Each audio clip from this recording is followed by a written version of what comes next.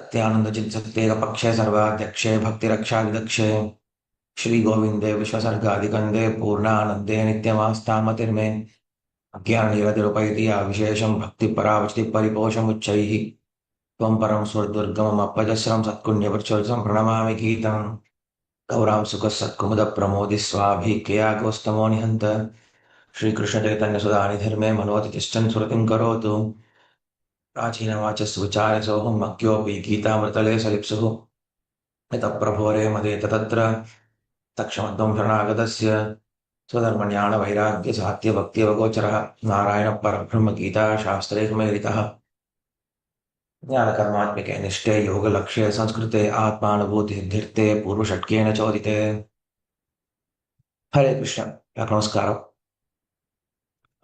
இன்னைக்கு நம்ம விஷ்ணு சாஸ்திரம் நான் பார்க்க போறதில்லை, பகவத்கீதை தான் பார்க்க போறோம். பகவத்கீதையுடைய சம்மரி தான் பார்க்க போறோம். போன முறை நான் பேசியிருக்கும்போது ஃபர்ஸ்ட் சாப்டரோட சம்மரி பார்த்துருந்தோம். அதே போல செகண்ட் சாப்டரோட சம்மரி பார்த்துருந்தோமா? எனக்கா ஞாபகம் இருக்கா? போன கிளாஸ்ல நம்ம பேசும்போது எந்த சாப்டரோட சம்மரி நிறுத்திருந்தோம்? லாஸ்ட் கிளாஸ்ல எந்த சாப்டரோட சம்மரி நிறுத்திருந்தோம் நம்ம?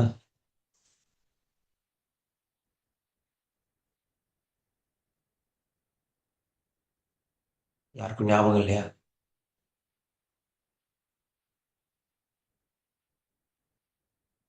ஃபர்ஸ்ட் சாப்டர் தெரியும் எனக்கு. செகண்ட் சாப்டர் பேசணுமா?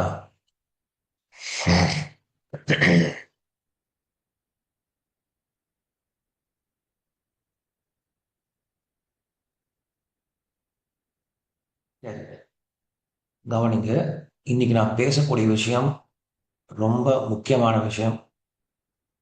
பகவத்கீதையில நாம் தெரிந்து கொள்ள வேண்டிய மிக முக்கியமான விஷயம். நிறைய பேருக்கு பகவத்கீதை தெரியும் நினைச்சிட்டு இருக்கோம். பட் இந்த விஷயம் தெரியுதா அப்படின்னு நீங்க பார்த்துக்கோங்க. கிருஷ்ணர்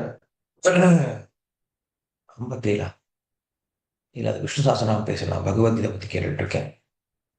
சரி, பகவத்கீதையை பத்தி தான் பேச போறேன். நான் ரொம்ப முக்கியமான விஷயம் பேச போறேன். கவனிங்க.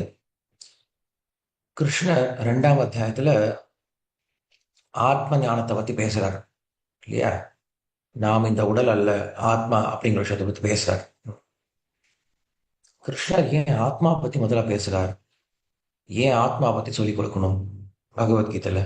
முதல்ல ஆத்மா பத்தி ஏன் சொல்லிக் கொடுக்கணும் அப்படின்ற கொஸ்டின் நம்மளுக்கு வரணும். ஏன் கிருஷ்ணர் முதல்ல ஆத்மா பத்தி பேசுறாரு அப்படின்னா, அர்ஜுனன் ரொம்ப கீழ் நிலையில இருந்தான். தன்னை ரொம்ப கீழ் நிலை அடையாளப்படுத்திக்கிட்டான். அவனை ஒரே சமயத்துல உயர்த்தி விடணும் அப்படின்னா அதற்கு அவனுடைய உண்மையான அடையாளத்தை சொல்லிக் கொடுக்கணும். ஒரு பையன், நல்லா படிக்கிற பையன், 100 மார்க் வாங்குற பையன், திடீர்னுட்டு 60 மார்க் 70 மார்க் வாங்க ஆரம்பிக்கிறான்னு வச்சுக்கோங்களேன். அவனை எப்படி என்கரேஜ் பண்ண முடியும் தெரியுமா?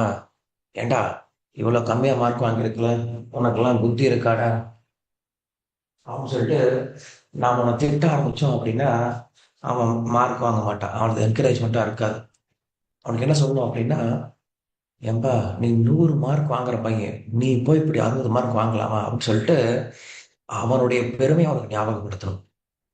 அவன் எப்படி இருந்தான் அப்படின்னு சொல்லிட்டு அவனோட பெருமையை ஞாபகப்படுத்தணும். அதே போலதான் பகவத்கீதையில கிருஷ்ணர் பண்றாரு.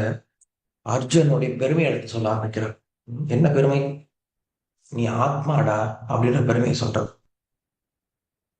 ஸோ ஆத்மா அப்படிங்கிறது நம்முடைய உண்மையான அடையாளம் மட்டும் கிடையாது, அது ஒரு பெருமையான விஷயம் கூட. ஆத்மா அப்படிங்கிறது பகவானுடைய அம்சம் இல்லையா? அதனால நாம் ஆத்மான்னு புரிந்து கொள்வதே ஒரு பெருமையான விஷயம். இதுதான் கிருஷ்ணர் முதல்ல நம்மளுக்கு எடுத்து கொடுக்கிறார். பகவத்கீதையுடைய ஆரம்பத்தில் எடுத்து கொடுக்கிறார். நீ உடல் அல்ல, ஆத்மா, எனக்கு சமமானவன், என்னை போலவே நீ நிரந்தரமானவன் அப்படின்ற விஷயத்தை முதல்ல எடுத்து சொல்றான். அதனால ஒருத்தர் லோவஸ்ட் கான்சியஸ்னஸ்ல இருந்து அவனுடைய கான்சியஸ்னஸ் உயர்த்தி விடணும் அப்படின்னா அவனுடைய பெருமையை அவனுக்கு ஞாபகப்படுத்தும். ஸோ நமக்கு பெருமையான விஷயம் என்ன அப்படின்னா நம்முடைய அடையாளம். நிறைய பேர் என்ன பண்ணுவாங்க அப்படின்னா, நான் இந்த கம்பெனியில் ஒர்க் பண்ணுறேன், நான் கவர்மெண்ட்ல இவ்வளோ பெரிய பொசிஷனில் இருக்கேன், நான் இவ்வளோ படிச்சவனா இருக்கேன்.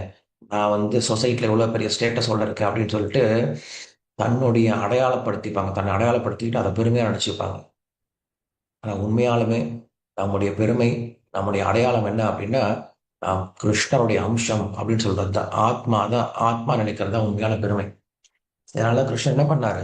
பகவத்கீதையுடைய ஆரம்பத்தில் நமக்கு ஆத்மா பத்தி, நம்மை பற்றி, நம்முடைய உண்மையான அடையாளத்த பத்தி எடுத்து சொல்றார். இது முதல் விஷயம். சரி. கிருஷ்ணர் 2ஆம் அத்தியாயத்துல ஒரு ஸ்லோகம் நீங்க வேணா எடுத்து பார்க்கலாம். 2ஆம் அத்தியாயத்தில் வரக்கூடிய ஐ திங்க் 53வது ஸ்லோகம் நினைக்கிறேன். இதுதான் பகவத்கீதையினுடைய டர்னிங் பாயிண்ட் அப்படின்னு சொல்லலாம். இந்த இடத்துல தான் பகவத்கீதை வந்து ஒரு வித்தியாசமான ஒரு டேர்ன் எடுக்கும். செகண்ட் சாப்டர்ல வரக்கூடிய அத்தியாயம், செகண்ட் சாப்டர்ல வரக்கூடிய ஸ்லோகம் தான். ம்,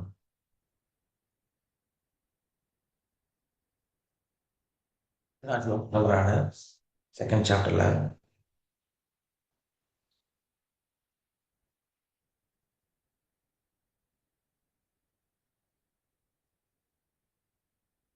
தேர்ட் நைன் ஸ்லோகா 2:39. 2:39 ஸ்லோகம் எடுத்து பார்த்தீங்கன்னு வச்சுக்கோங்களேன். இந்த இடத்துல தான் பகவத்கீதையோட டேர்னிங் பாயிண்ட் இருக்கு. அஹ் என்ன தெரியுமா? ஏஷதே அவிகிதே சாங்கிய புத்தி யோகம் இமாம் ஷணு புத்தியா யுக்தயா பார்த்த கர்மந்தம் பிரஹஸ்யசி அப்படின்னு ஒரு ஸ்லோகம் வரும்.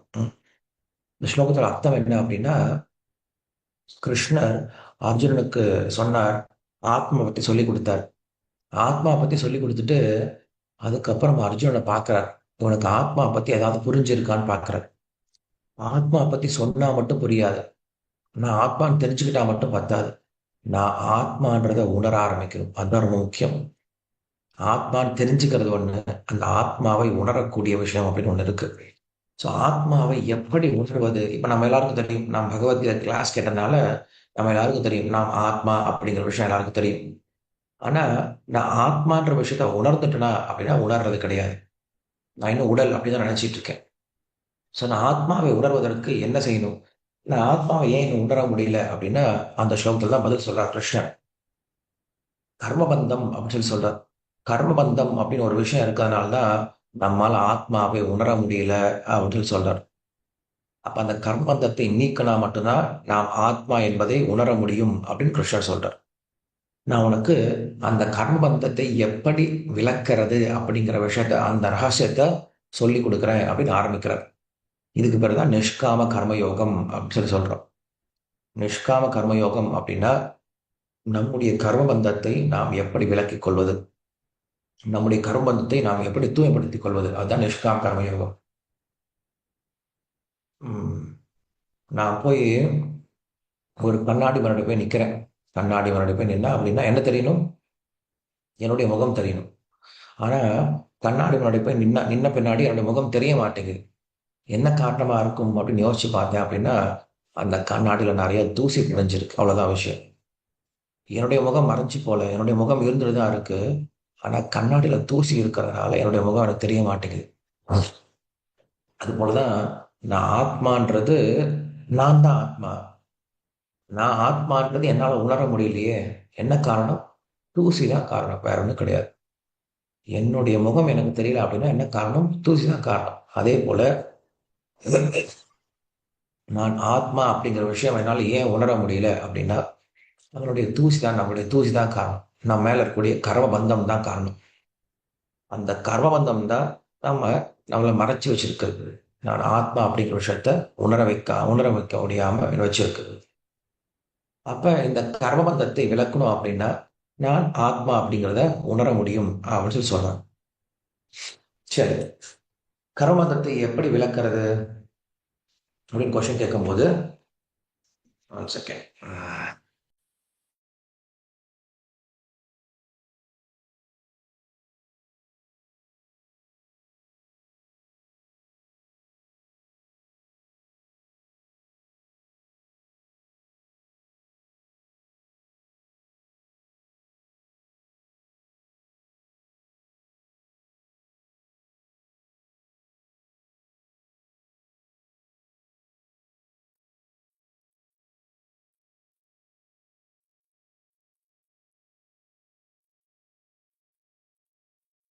கர்மத்தை நாம் எப்படி நம்மளை வந்து விலக்கிக்க முடியும்?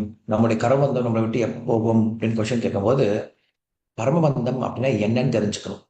இதுதான் ரொம்ப முக்கியமான ரகசியம். கர்மபந்தம் அப்படின்னா என்னது? அப்படின்னா, நான் செய்பவன், நான் நான் அனுபவிப்பவன், நான் தான் உரிமையாளன் அப்படின்ற இந்த தவறான எண்ணம் தான் கர்மபந்தம் அப்படின்னு சொல்றோம். இதை நீங்க நோட் பண்ணி வச்சுக்கலாம். கர்மபந்தம் அப்படின்னு சொல்றோம் இல்லையா? அப்படின்னா என்ன விஷயம்? நான் தான் உரிமையாளன், நான் தான் செய்பவன், நான் தான் அனுபவிப்பவன். இந்த 3 விதமான தவறான எண்ணங்கள் தான் நம்மை இந்த உடலோடு அடையாளப்படுத்துது. நான் ஆத்மா அப்படிங்கிற விஷயத்த மறக்கடிச்சிருது. ஒருத்தர் என்ன பண்ணணும்? இந்த 3 விஷயத்திலிருந்து வெளியில வரணும் அப்படின்னு சொல்றார். இதனால தான் கிருஷ்ணர் நிஷ்காம கர்மயோகம் அப்படிங்கிற விஷயத்தை பத்தி பேச ஆரம்பிக்கிறார். நிஷ்காம கர்மயோகம் அப்படின்னா என்னது?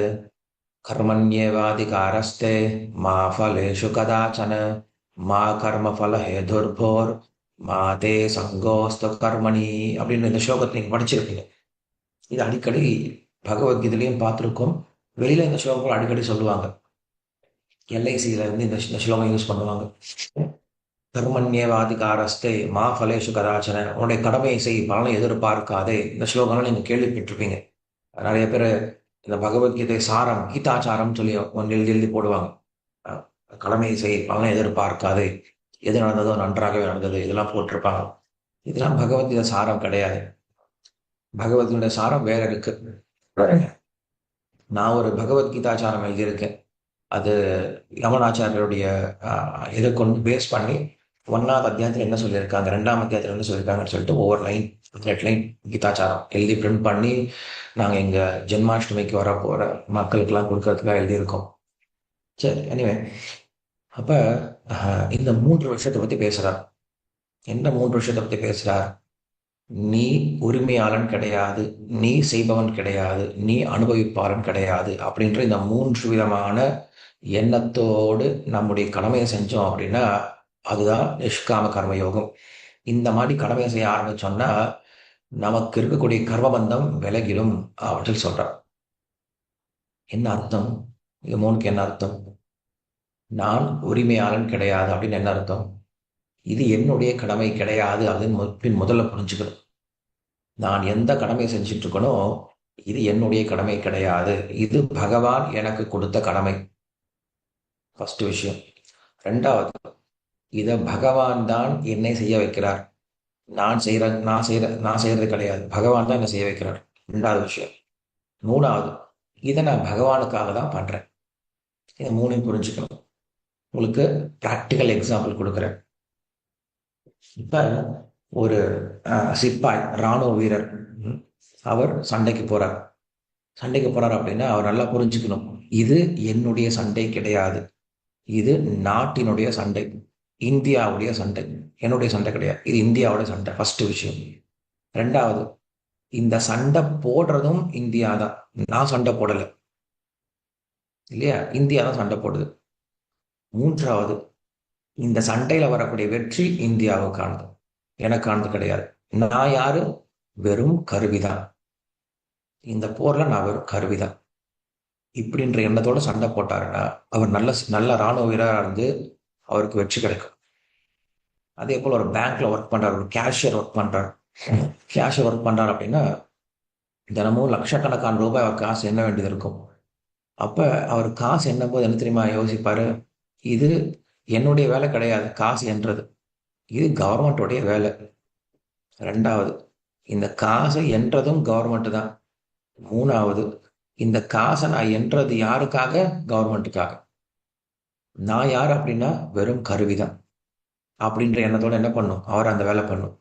இப்படியாக நாம் என்ன வேலை செஞ்சாலும் இது என்னுடைய வேலை கிடையாது. இப்ப நாம் ஒரு தொழில் பண்ணிட்டு இருக்கோம் அப்படின்னா உண்மையில அது கிருஷ்ணர் எனக்கு ஒரு தொழில் அமைச்சு கொடுத்திருக்காரு, அவ்வளவுதான். இந்த தொழில் எனக்கு கிருஷ்ணர் கொடுத்த தொழில்.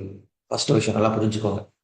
2வது, இந்த தொழிலை செய்யறேன் இல்லையா, இதை செய்வதற்கான திறமையை கொடுக்கறதும் இதை செய்வதற்கான புத்தியை கொடுக்கறதும் அவர் தான், செய்வதற்கான சக்தியை கொடுக்கறது அவர் தான். என்னால முடியாது, அவர் தான் செய்யறார். 2வது விஷயம். 3வது, இந்த தொழிலுக்கு சொந்தக்காரர் அவர் தான். தொழில் செய்ய வைக்கிறது அவரு தான். அப்ப பலன் யாருக்கு போகணும்? அவருக்கு தான் போகணும். அப்ப நான் யாரு? வெறும் ஒரு கருவிதான். இப்படிதான் நடந்துட்டு இருக்கு. ஒரு பெரிய பிசினஸே இருக்கு. இந்த பிசினஸ்ல நான் ஒர்க்கரா இருக்கேன். அந்த பிசினஸ்க்கு யார் சொந்தக்காரர்? முதலாளி சொந்தக்காரர். அந்த பிசினஸை செய்யறது யாரு? முதலாளி செய்றார். அந்த பிசினஸுடைய பலன் யாருக்கு போகுது? முதலாளிக்கு போகுது. இப்ப எனக்கு என்ன கிடைக்கும்? எனக்கு அதுக்கு உண்டான பலன் மட்டும் கிடைக்கும். ஓரளவுக்கு குறைஞ்ச பலன் கிடைக்கும். அவ்வளவுதான். யாருமே இப்ப நகைக்கடை இருக்கு. ஒரு பெரிய நகைக்கடை இருக்கு அப்படின்னா, அந்த நகைக்கடையில ஒருத்தர் ஒர்க் பண்றார் அப்படின்னா, உண்மையில அந்த நகைக்கடை யாருக்கு சொந்தம்? ஓனருக்கு சொந்தம். அந்த நகைக்கடையில் இருக்கக்கூடிய பிசினஸ் யாரு பண்றது? அந்த நகைக்கடை ஓனர் தான் பண்றாரு. அந்த நகைக்கடையில வித்தாங்கன்னா அந்த பணம் யாருக்கு போகும்? அந்த நகைக்கடைக்கு தான் போகும். அப்ப அந்த அந்த தொழிலாளிக்கு என்ன கிடைக்கும்? அந்த தொழிலாளிக்கு அந்த வியாபாரம் செய்வதற்கான ஒரு கூலி மட்டும்தான் கிடைக்கும். இதுவே அவரு இதை நான் தானே வித்துட்டு இருக்கேன், நான் தானே கடையில் நின்று வித்துட்டு இருக்கேன், ஓனரா வித்துட்டு இருக்காரு, நான் தான் நின்று வித்துட்டு இருக்கேன், நான் தான் பேசுறேன், நான் தான் அவன் கையில கொடுக்குறேன், என் கையில தான் அந்த பணம் கொடுக்குறாங்க, அதனால இந்த பணம் எனக்கு தான் சொந்தம் அப்படின்னு யோசிக்க ஆரம்பிச்சாங்கன்னா அது குற்றமா மாறி போயிடும் இல்லையா? அவன் வெறும் கருவியா தான் இருக்கிறான். அதே போல் நாம் இந்த உலகத்துல கடமை செய்யும் பொழுது இந்த எண்ணத்தோட கடமை செய்யணுமா? இந்த தொழில் பகவான் கொடுத்த தொழில். இத பகவான் தான் செய்யறார். இந்த பலன் பகவானுக்கு தான். எனக்கு அதுல இருந்து ஒரு கோடி மட்டும் எடுத்துக்கிட்டா போதும். அப்படின்ற எண்ணத்தோட நம்ம இந்த கடமையை செய்ய ஆரம்பிக்கணுமா? இதுதான் நிஷ்காம கர்ம யோகம் அப்படின்னு சொல்றாரு. ம். இதுக்கு பேர் தான் புத்தி யோகம் அப்படின்னு சொல்றாரு. நிஷ்காம கர்ம யோகம், புத்தி யோகம் இதெல்லாம் ஒரே தத்தை உடையது. ம். உங்களுக்கு ஒரு சின்ன கதை மட்டும் சொல்லி முடிச்சிடுறேன். ஒரு ராஜா அவர் என்ன பண்றாருன்னா, தன்னுடைய பையனை கூட்டிக்கிட்டு காட்டுக்கு போறார். வேட்டையாடுறதுக்காக போறார். போற இடத்துல வேட்டையாடுற விஷயத்துல பையனை மறந்து போயிட்டார். பையன் எங்கேயோ தொலைஞ்சு போயிட்டான்.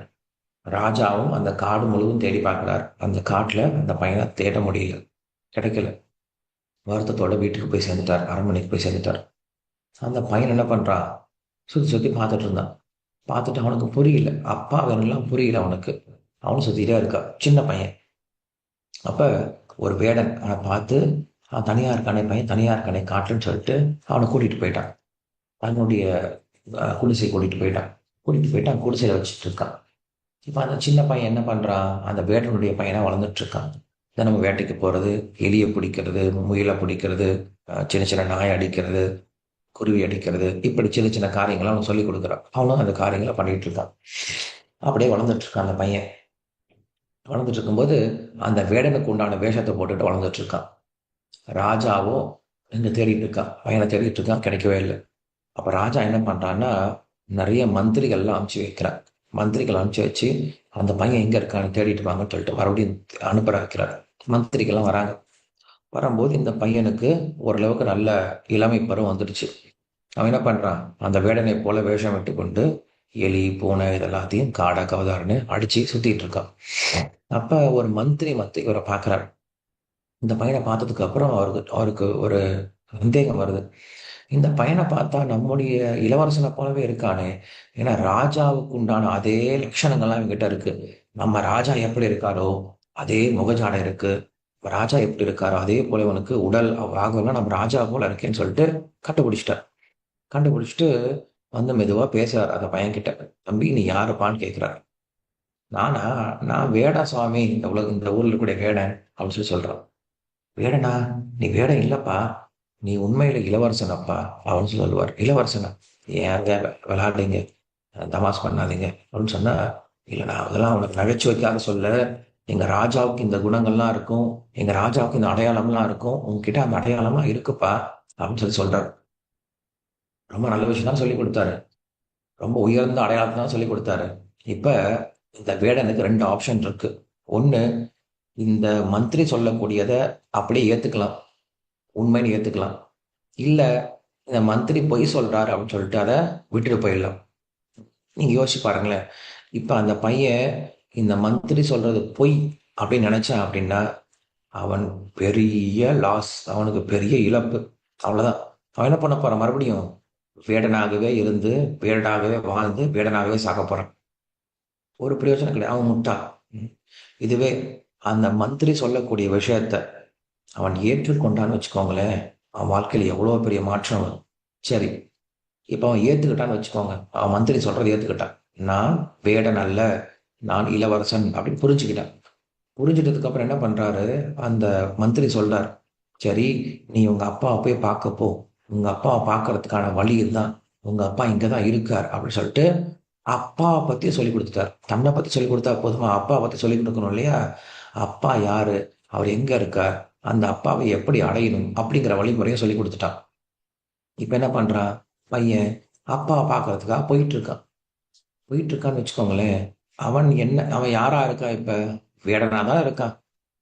அப்ப எப்படி இருப்பான் இப்பயும், வேடனுடைய வேஷத்துல தான் இருப்பான். வேடனை போல அடிச்சு சாப்பிட்டு தான், இன்னும் அந்த பறவைகள் அடிச்சு சாப்பிட்டு தான் இருப்பான். ம். அதுக்காக நான் இப்ப ராஜான்னு, நான் வந்து இளவரசன் தெரிஞ்சுக்கிட்டேன் அப்படின்னு சொல்லிட்டு உடனே இளவரசன் அப்புறம் ட்ரெஸ் பண்ணிக்க மாட்டான். எல்லாரும் பார்த்து சிரிப்பாங்க. ம். ஃபர்ஸ்ட் ராஜாவை அடைஞ்சிட்டு அதுக்கப்புறம் நீ இளவரசன் ஆக முடியுமே தவிர, ராஜாவை அடையாம நீ இளவரசன் ஆக முடியாது. இல்ல எல்லாருக்கிட்டே போயிட்டு, "ஏய், நான் இளவரசன்டா, சாப்பாடு கொடுறா, ஃப்ரீயா சாப்பாடு கொடுறா" அப்படின்னு யார்கிட்டயும் கேட்கவும் முடியாது. அவன் என்ன பண்ணுவான், அவன் எப்படிப்பட்ட வேடனா இருந்தானோ அதே வேடனை போலதான் இருப்பான். அதே ட்ரெஸ் தான் போட்டுருக்க போறான். அதே போல வேட்டையாடி சாப்பிட தான் போறான். ஆனா பெரிய வித்தியாசம் இருக்கு. முன்ன வேட்டையாடி சாப்பிட்டதுக்கும் இப்ப வேட்டையாடி சாப்பிடுறதுக்கும். என்ன வித்தியாசம் தெரியுமா இருக்கு? முன்னாடி நான் தான் வேடன், நான் இதெல்லாம் சாப்பிட்டாகணும், என்னுடைய வாழ்க்கை இப்படிதான் அப்படின்னு சொல்லிட்டு வேடனா வாழ்க்கையை நடத்திக்கிட்டு சாப்பிட்டுட்டு இருந்தேன். இப்ப எப்படி தெரியுமா சாப்பிட போறா, நான் எங்க அப்பா அடையணும்டா, நான் இளவரசன்டா, நான் சீக்கிரம் எங்க அப்பா கிட்ட போகணும்டா அப்படின்ற எண்ணத்தோட என்ன பண்ணுவான், வேட்டையாட சாப்பிடுவான். ரெண்டும் யோசிச்சு பாருங்க. ரெண்டுமே அவன் பார்த்தா என்ன வேலை பண்ணிட்டு இருந்தான், அதே வேலை தான் பண்ணிட்டு இருக்கான். வேடனுடைய அதே வேலை தான் பண்ணிட்டு இருக்கான். ரெண்டு ரெண்டு சமயத்துல அதே அதே வேலை தான் பண்ணிட்டு இருக்கான். வேடனோட வேலை தான் பண்ணிட்டு இருக்கான்.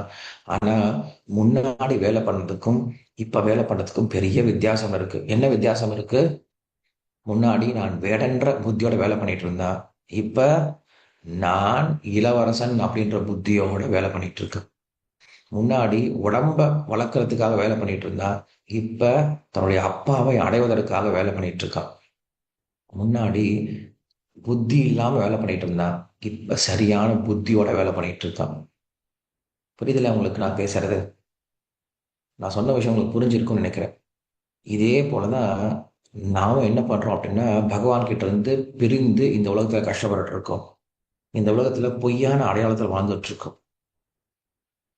அப்ப நமக்கு குரு வந்து சொல்லிக் கொடுக்கிறார். இது உன்னுடைய உண்மையான அடையாளம் இல்லப்பா. உன்னுடைய உண்மையான அடையாளம் நீ ஆத்மா. நீ பரம ஆத்மாவை அடைய வேண்டியது அப்படின்னு நம்மளுக்கு உண்மையான அடையாளத்தை சொல்லிக் கொடுக்கிறார். சொல்லிக் கொடுத்ததுக்கு அப்புறம் ரெண்டு ஆப்ஷன் இருக்கு. ஒண்ணு, அந்த குரு சொன்ன விஷயத்த நம்ம ஏத்துக்கலாம். இல்ல அந்த குரு சொல்ல விஷயத்த மறுத்துடலாம்.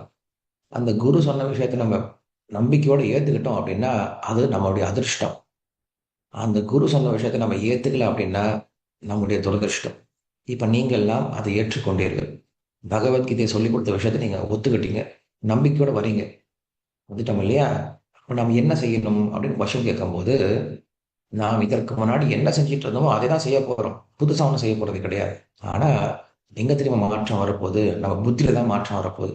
என்ன புத்தியில மாற்றம் வரப்போகுது? இதற்கு முன்னாடி நான் என்னுடைய சந்தோஷத்துக்காக வேலை செய்றேன் அப்படின்னு நினைச்சிட்டு இருந்தோம்.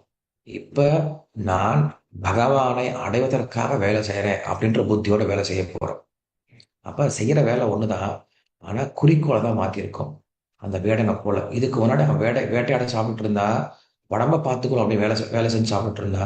இப்ப பகவானை நான் அடையணும் அப்படின்ற எண்ணத்தோட வேலை செய்ய ஆரம்பிக்கிறான். இல்லையா? இதுதான் பெரிய வித்தியாசம். உங்களுக்கு இந்த கதை புரியல அப்படின்னா மறுபடியும் இன்னைக்கு இந்த ரெக்கார்டிங் இருக்கும். போட்டு கேளுங்க.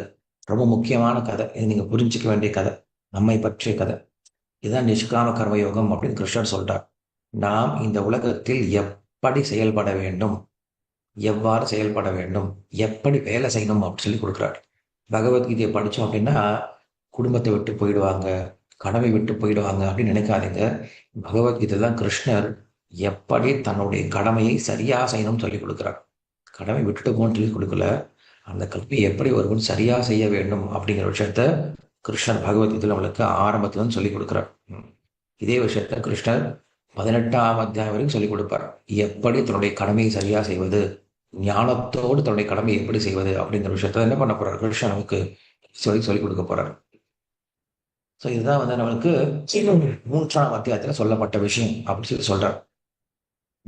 ஸோ 3ஆம் அத்தியாயம் கர்மயோகம் அப்படிங்கிற விஷயம் ரொம்ப அழகான அத்தியாயம் கர்மயோகம் அப்படிங்கிறது. ஸோ கர்மயோகம் அப்படின்னா என்னது, நிஷ்காம கர்மயோகம் அப்படின்னா என்னது அப்படின்னா, நான் செய்பவன் அல்ல, இது என்னுடைய கடமை கிடையாது, நான் அனுபவிப்பாளன் கிடையாது அப்படின்னு எண்ணத்தை வளர்த்துக்கணும்.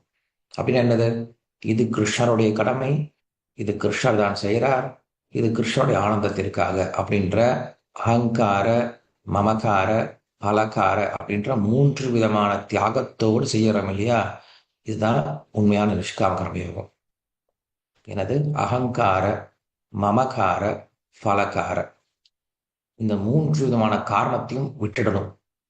இதை விட்டுட்டு செஞ்சோம் அப்படின்னா அதுக்கு பேர் தான் நிஷ்காம கர்மயோகம். இதை செய்ய ஆரம்பித்தோம் அப்படின்னா நம்முடைய ஞானமானது தூய்மை அடைந்து நான் ஆத்மா அப்படிங்கிற விஷயத்தை உணர ஆரம்பிப்பேன்.